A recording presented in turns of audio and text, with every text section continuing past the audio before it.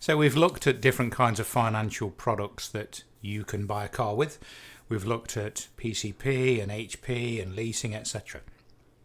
What I want to do now is go through a bit of an example just to kind of demonstrate how you have to really be on your guard when you're comparing what you think are like-for-like quotations. So if I say to you, let's say you go to two different dealers and the first one offers you a £50,000 car with a guaranteed future value of £25,000, and it's sold or it's put to you as a 48-month agreement, and the APR is 6.9%.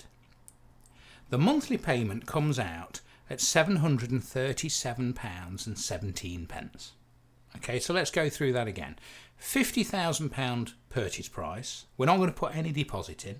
So £50,000 purchase price, £25,000 guaranteed future value, an APR of 6.9% APR, and it's a 48-month agreement, or it's sold to you as a 48-month agreement. Monthly payment is £737.17.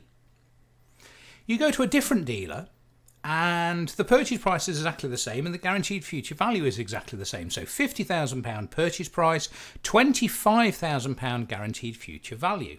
It's sold to you as a 48-month agreement. And it's 6.6% APR. Remember the previous example was 6.9.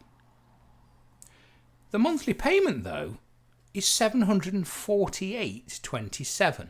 The previous monthly payment was £737.17. So which one is the cheapest? And that's what we're going to look at now.